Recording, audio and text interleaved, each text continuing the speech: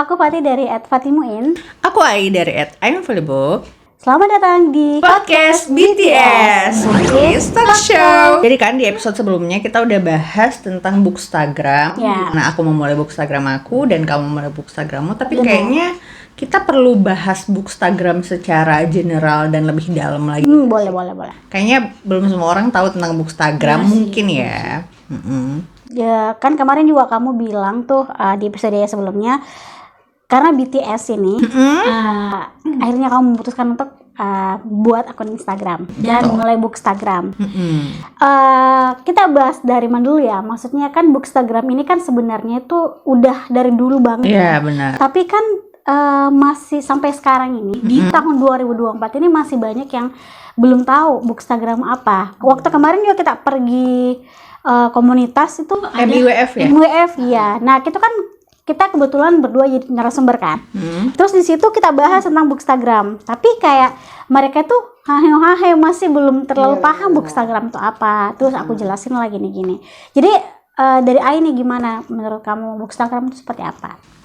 Sebenarnya kalau menurutku Bookstagram itu cuman Bookish yang aktif di media Instagram. Sama kayak yang di episode sebelumnya juga kita sempat bahas ya. Ada BookTube yang medianya YouTube, ada BookTok yang medianya TikTok, ada TikTok lagi. TikTok. Ada juga BookTweet. Tapi walaupun sekarang namanya jadi X, tetap BookTweet sih ya kayaknya ya. Nah, Instagram itu adalah media yang dipakai sama Bookstagram ini. Tapi mungkin kalau menurutku pribadi ya, Bookstagram ini perbedaan Bookstagram dengan pengguna media lain di lini buku itu, kayaknya kalau di Bookstagram tuh kita lebih didorong untuk banyak belajar. Bener sih. Jadi belajar tuh dalam artian kadang-kadang kalau di Twitter tuh orang nge-review buku nggak terlalu terstruktur dan apalagi kan terbatas juga kan kalau di tweet itu. Jadi kayak lebih bebas aja. Tapi di Instagram tuh kita harus bisa belajar untuk gimana ya, ngepas-pasin. Kayak di Bookstagram itu, di Instagram di caption itu kan juga terbatas, tapi nggak bisa dibilang sedikit juga. Tapi gimana nih caption kita yang sekiranya berapa kata itu bisa memuat review kita yang udah bisa diambil dan dibaca sama para pembaca dan mereka tuh kayak udah tertarik dengan buku tersebut. Benar. Tapi selain bukunya, selain si review dari buku itu, tentunya dari bagaimana cara kita mengambil gambar. Karena nggak bisa dipungkiri bahwa yang menjadi ciri khas para Bookstagram ini adalah keestetikaannya, ya nggak sih? Kayaknya emang dari awal tuh nggak didorong ke sana ya. Cuman mungkin karena kembali lagi kayak di episode sebelumnya aku sempat bahas di Instagram itu kita fokus sama foto, ininya ya. Fokus kita melihat itu foto dan Reels itu kayak selingan aja. Tapi yang ketika kita membuka akun seseorang itu yang langsung kelihatan tuh foto. Meskipun dia video, tapi itu kan dia kalau di apa sih namanya tuh? Iya, kalau di feed itu kan dia tampilannya nggak bergerak ya. Jadi kayak foto. Jadi gimana caranya kita bisa mengasah kreativitas kita, membuat orang yang melihat feed kita tuh menyenangkan dan estetik gitu kan. Sehingga mungkin ya menurutku dibanding media lain, ya memang Instagram itu adalah media yang paling menuntut kita untuk lebih banyak mengolah kreativitas kita. Benar sih. Setuju nggak? Setuju banget. Karena di Bookstagram itu memang kan namanya juga dari dulu kan branding Instagram itu kan foto ya. Ya, betul. Jadi kalau Bookstagram artinya buku-buku yang difoto dengan secara estetik. Meskipun sebenarnya ini tuh bukan tertulis ya, aturan tertulis sebenarnya. Dan banyak juga kok Bookstagram lain yang kayak kalau fotonya itu ya udah ala kadarnya tapi bagus HD gitu fotonya, atau mungkin dia pakai properti yang ada aja, buku atau lampu-lampu apa misalnya, atau buku juga jadi properti juga boleh banget. Jadi kayak kreativitas itu yang ditunjukin ke Instagram itu gitu lah memang sih.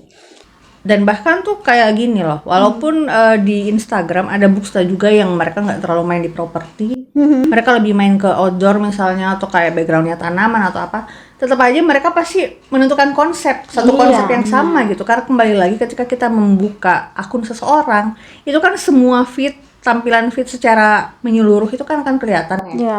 Dan itu pasti kita gimana sih orang-orang tuh biar mereka buka akun kita tuh terlihat menyenangkan dan gak membosankan. Iya benar, makanya biasa itu ya kalau kita lihat Instagram itu kan langsung dilihat feeds-nya, oh ini bagus nih, kayak senada nih warnanya, filternya, presetnya, jadi kayak orang itu langsung enjoy di situ dan dapat engagement di situ gitu loh.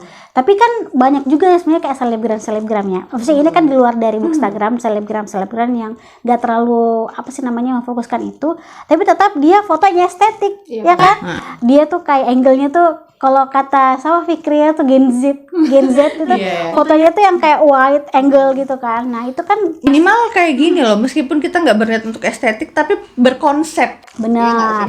Benar setuju sih. Emang begitu. Kalau kamu sendiri konsep di Bookstagram kamu apa? Ada nggak? Ini juga aku udah nyebutin di episode sebelumnya. Kalau aku tuh sebenarnya masih krisis identitas. Masih belum menentukan gitu ya? Ya sebenarnya menentukannya udah menentukan, tapi kadang-kadang mungkin ini kembali lagi karena aku sendiri tuh orangnya agak bosenan ya. Jadi ketika aku udah nyobain nih, kayak aku tuh pengen yang warna-warnanya kayak gini gitu, biar lebih lebih, karena aku sendiri yang melihat diriku tuh aku tuh lebih ke cewek bumi sih. Iya. Tapi tuh pengennya tuh fitku tuh kayak yang coklat estetik gitu. Tapi maksudnya pakai properti, tapi propertinya tuh kayak nggak banyak kan. Ada juga tuh orang-orang yang propertinya tuh bener banyak itu Bookstagram kayak gitu. Aku sendiri tuh bukan tipe yang seneng ngeliatin properti yang terlalu banyak. Oh, yang minimalis gitu kan. Bagus juga sih itu, aku suka juga. Aku sukanya yang minimalis supaya kayak si objeknya itu nggak terlalu terpengaruh oleh sekitarnya. Jadi fokus ke buku ya. Si sekitarannya ini tuh adalah berfungsi sebagai pendukung aja, supaya objeknya terlihat manis, cantik gitu. Tapi orang-orang nggak jadi salah fokus ke sekelilingnya. Benar, setuju.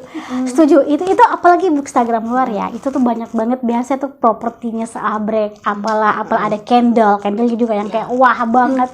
Sebenarnya nggak masalah sih, cuman kayak kita tuh ke distract itu gitu loh, ya kan. Aku jujur ya Ayah, dulu aku pakai konsep kayak gitu. Serius pakai konsep gitu.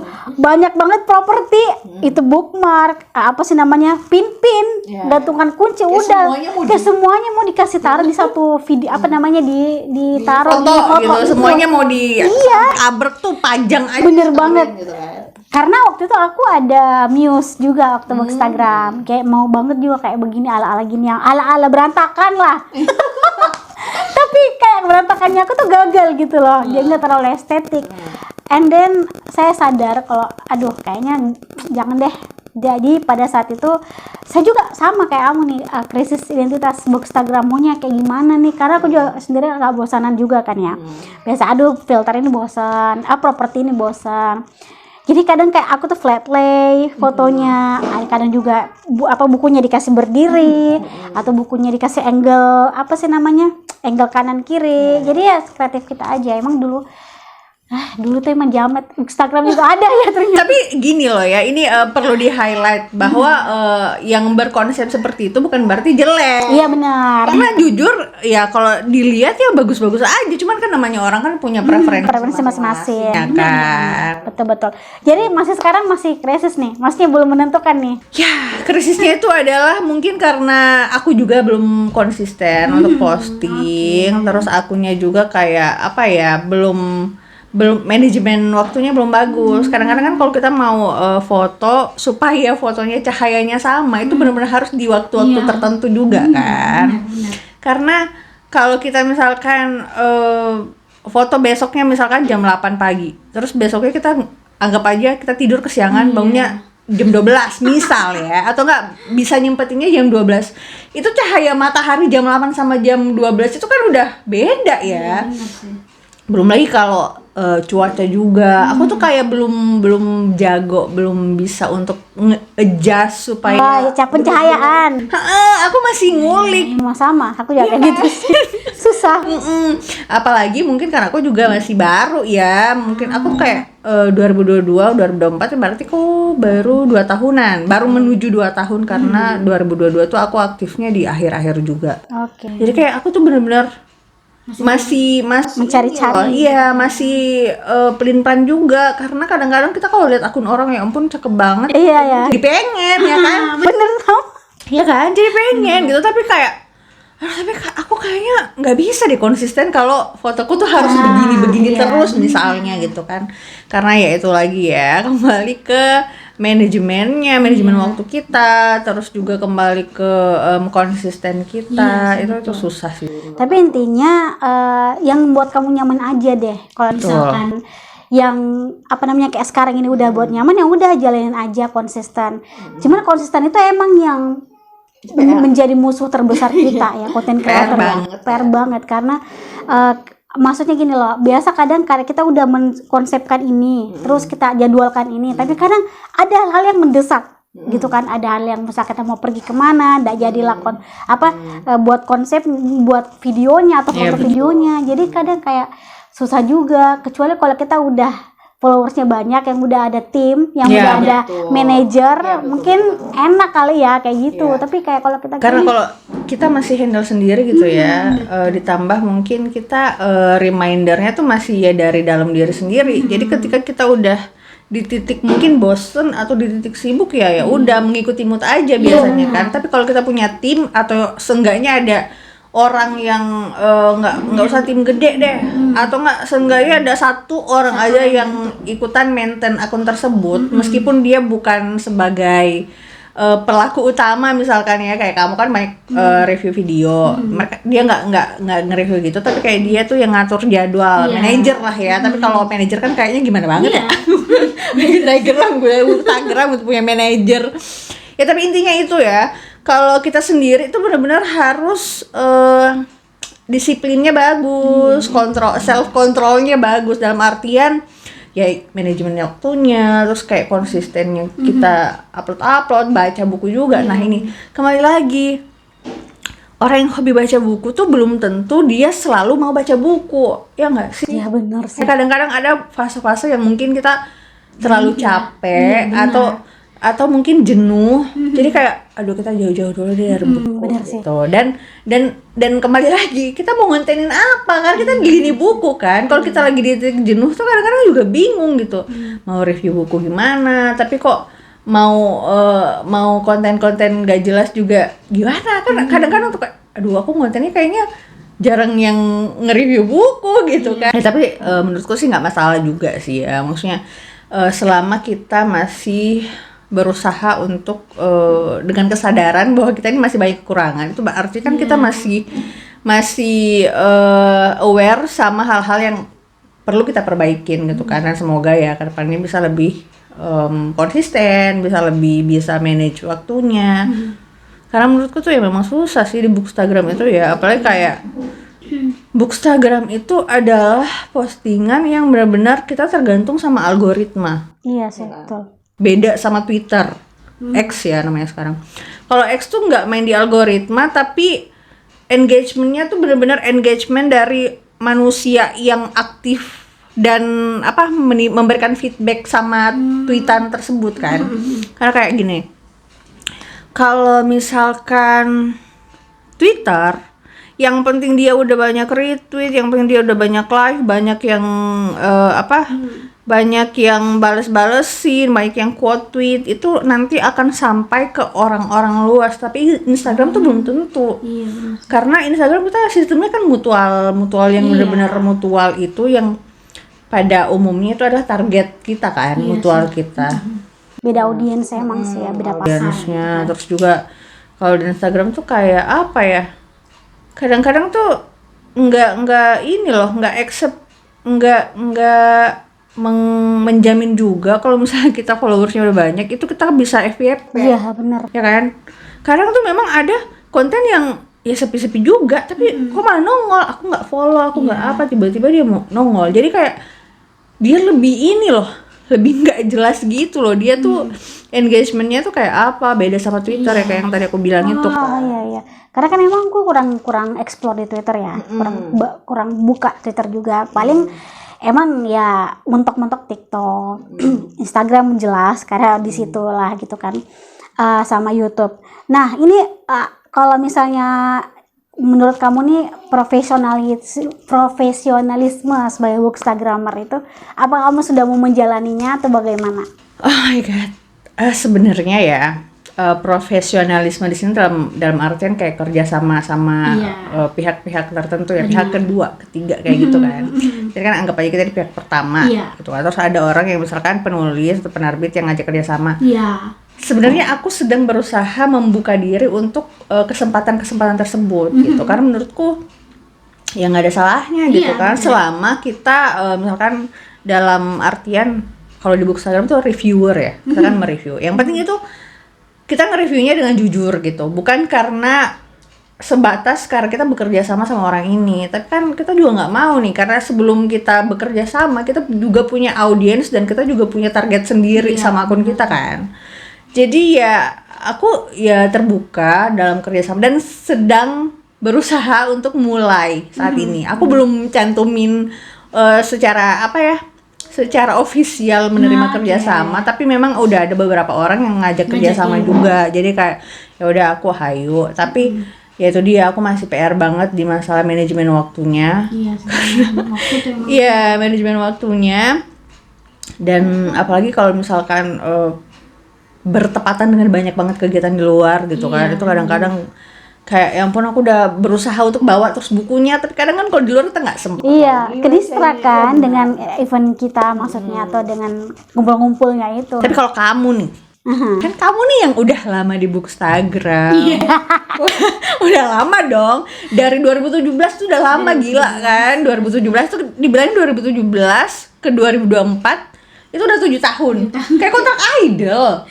Kontrak idol kan. Nah, gimana dari kamu yang udah lama di bidang ini di Bookstagram, melihat Bookstagram itu menjadi satu sisi bisnis, kasarnya ya bisnis ya kan. Ketika kita udah di Instagram itu, di Bookstagram itu, walaupun kita punya followers kecil, itu kan kita menginfluence orang kan. Apalagi di buku nih, kita menginfluence orang untuk dia mau baca buku tersebut. Kita menginfluence orang bahwa buku yang kita baca tuh gini isinya, bagus, bla bla bla. Nah, gimana kamu melihat Bookstagram ini dari segi bisnis, profesionalismenya tuh gimana? Sejauh ini ya, fine-fine aja sih. Maksudnya itu bisa menambah pemasukan juga gitu kan.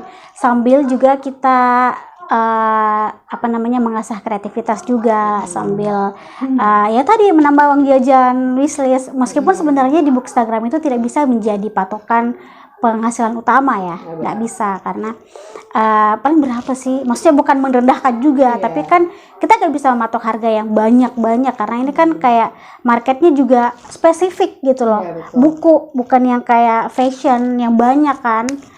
Kalau fashion itu kan pasti lebih luas ya, ada skincare, make up, apa segala macam. Buku itu ya udah seputar literasi.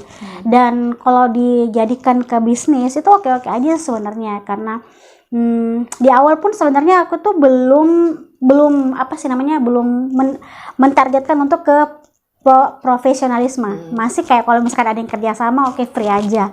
Asalkan ada bukunya, oke, nanti saya review. Tapi dengan catatan pasti reviewnya jujur. Maksudnya kalau ada yang aku mau sampaikan, oh ini tuh gini, ya aku akan cantumkan. Tapi kalau misalnya ya nggak terlalu bagaimana banget sih, oke lah, jalan aja captionnya atau reviewnya kayak bagaimana. Intinya jujur aja sih gitu loh, reviewnya seperti apa. Jangan juga terlewat yang wah buku ini bagus banget bla bla bla bla bla, yang terlalu over over hype. Iya, benar. Jadi kayak nanti takutnya orang beli bukunya gara-gara kita nge-influence dia dan bukunya tidak cocok ke dia, karena kita salah menjustify review kita. Itu nanti takutnya orang ini loh katanya bagus belum, nggak sesuai nih. Karena kan itu kadang-kadang jadi ribut. Iya kan, makanya begitu. Banyak juga nih di Bookstagram yang mempermasalahkan itu, bahwa itu yang Bookstagrammer itu yang mereview buku dan berbayar pasti bagus-bagus deh reviewnya karena kan dibayar. Kalau nggak dibayar nggak mungkin gitu kan. Gak juga sih, maksudnya ada juga Bookstagrammer yang dibayar tapi dia reviewnya jujur. Tapi dengan catatan juga, artinya tidak secara tertulis kita nggak usah menjelekkan bukunya, karena setiap buku itu punya pembacanya masing-masing. Makanya di setiap review kita tuh harus cantumkan, buku ini cocok buat siapa, buat kalangan siapa. Jangan buku dewasa kita cantumkan atau kita rekomendasikan karena remaja, kan nggak cocok. Dewasa nih misalnya, tapi captionnya gini, pokoknya semua orang harus baca buku. Nah itu dia misleading banget kan, nggak boleh kayak gitu. Makanya nge-influence buku juga sebenarnya adalah salah satu beban sih. Iya betul. Karena kayak kita harus targetkan ini bukunya untuk siapa nih. Jangan black, bukunya ini harus dibaca oleh semua orang. Nah nanti anak umur 14 tahun baca, 21 tahun bacaannya gimana tuh, kan kita juga ada tanggung jawab di situ kan. Makanya terus nanti ketika orang tuanya lihat, baca buku apa bla bla bla, siapa yang racunin kamu? Kalau seorang pembaca nih ya, terutama kita yang nge-review buku itu bebannya berat banget. Benar. Karena buku itu memang masing-masing tuh pasti ada targetnya gitu. Dan Iya. sampai kita tidak menjelaskan siapa targetnya, akhirnya dia nggak sampai di target yang seharusnya gitu. Dan gimana ya, namanya buku juga kan ada rate-nya ya, ada rate masing-masing. Ini Bukan hanya film ya. iya. Juga. Buku tuh ini untuk anak umur berapa? Bukan berarti dari segi kayak 17 plus yang orang-orang bilang kan adegan dewasa tuh pasti yang ada itunya. Padahal belum tentu. Maksudnya kayak adegan perang, adegan yang kejam itu kan nggak layak juga dibaca sama anak-anak gitu. Makanya di review harus dicantumkan benar-benar ini tuh apa trigger warningnya, bla bla bla itu. Jadi meskipun kita dibayar secara profesionalisme, tapi tetap harus jujur. Jangan bilang, wah ini bukunya bagus banget, kamu semua harus baca. Nah, jadi kalau anak kecil yang baca gimana, kan nggak sesuai. Makanya Tapi intinya begini, kamu setuju dan mewajarkan bahwa mereview buku berbayar itu adalah hal yang ya nggak apa-apa. nggak apa-apa banget. Itu juga salah satu promosi lah. Maksudnya kita membantu marketingnya. Karena memang itu influence kerjanya kayak gitu loh. Tapi dengan catatan kembali lagi agar buku ini sampai ke target yang tepat gitu, ya kan. Dan itu sih aku mau tambahin dikit mengenai review berbayar ini kan kadang-kadang tuh ada juga tuh yang julid ngomong katanya suka baca buku, ya kenapa harus dibayar, kan yang penting baca buku. Enggak, itu salah. Kalau ada Siapa yang bilang gitu? ada statement ya pembaca buku tuh nggak harus dibayar, kan ngasih buku aja kan udah bagus gitu kan. Padahal ya namanya orang itu punya selera, dan sama halnya dengan pembaca pun juga punya seleranya sendiri dalam memilih buku gitu. Dan kenapa mewajarkan review berbayar adalah karena sebenarnya si pembaca buku ini basicnya adalah orang yang suka baca buku dan udah punya list buku yang harus mereka baca. Jadi ketika ada satu pihak yang misalkan ingin mengajak kerjasama, itu kan artinya dia memang si pembaca ini, kita misalnya dalam artian kita ini harus kan menyisihkan waktu khusus Benar. baca buku yang mungkin tadinya tuh belum mau kita baca, ya nggak sih? Setuju. Dan menurutku membaca itu bukan hal yang gampang loh, apalagi memberikan feedback setelah kita membaca buku. Benar. Itu bukan hal yang gampang. Itu yang bilang kayak gitu kayaknya menggampangkan banget ya. Kayaknya dikasih buku aja udah cukup, bisa mereview. Bukan kayak gitu sih konsepnya. Maksudnya kan, namanya juga influence. Pertama kita kan nggak tahu buku itu, gitu kan. Ada prioritas buku-buku yang kita baca. Kita tidak dahulukan itu, kita dahulukan yang berbayar itu. punya selera. Iya benar. Kayak Fatih suka genre apa, Fatih? Kalau aku sih suka romance, thriller, horor, banyak juga ya. Intinya lebih kayak ke romance gitu, terus lebih apa ya, ke fantasi boleh ke fantasi. Karena jujur dulunya tuh aku nggak suka fantasi loh. Oh ya? Fun fact ini banget, aku nggak suka fantasi. Kayak apa sih fantasi dulu, nggak masuk di otakku gitu loh. Ini apa, naga bla bla bla bla. And then ada beberapa buku yang buku apa sih waktu itu aku lupa, fantasi, dan aku langsung kayak wah, I want more. Iya gitu, kayak jadi kayak buku fantasi tuh langsung kayak aduh aku mau buku fantasi. Maksudnya di luar Harry Potter ya. Harry Potter ini kan emang genrenya yang itu semua juga tahu. Iya benar, itu aku nggak masukin karena udah pasti satu universe ini udah pasti tahu dan suka gitu loh. Maksudnya ini fantasi yang kayak misalnya itu buku yang sama Crimson Crayons itu. Iya, Six Crimson Crayon itu tuh salah satu buku yang buat aku cinta banget dengan fantasi. Kayak aduh ini karakternya keren banget sih gitu. Kalau kamu genrenya? Aku sukanya misteri thriller. Fantasi juga pasti. Aku juga suka fantasi. Aku juga sebenarnya suka romance, tapi romance-nya tuh harus tipis, nggak boleh tebal. Kalau sekarang full romance kayaknya aku udah agak sulit ya. Mungkin karena kita juga udah melewati fase-fase jatuh cinta kesemsem. Iya. Kalau jatuh cinta harus realistis kan. Bener sih. Sementara buku yang benar-benar full romance itu kadang-kadang terlalu memfokuskan sesuatunya benar-benar kecintaannya aja gitu. Padahal kan di hidup ini nggak cuman cinta aja gitu kan. Jadi kadang aku kadang masih baca romance ya. Apalagi aku juga sendiri suka nonton anime. Suka shoujo anime, shoujo manga gitu. Aku masih suka lah kalau untuk selingan. Tapi kalau untuk buku, di mana buku ini kan kita detail ya. Halaman per halaman, kata per kata, itu aku udah nggak bisa kayaknya kalau Romance-nya tebal-tebal ya. Romance-nya tuh bener-bener sebuku-buku banget. Kecuali mungkin dia genre utamanya romance mungkin, tapi dia mungkin banyak ngangkat isu apa misalkan. Jadi dia nggak terlalu romance banget gitu kan. Dan realistis ya tentunya, itu mungkin aku masih cocok. Jangan lupa like dan subscribe videonya kalau kamu suka video kita. Dan jangan lupa follow Instagram kita @fatimoin dan @imvaluable. See ya.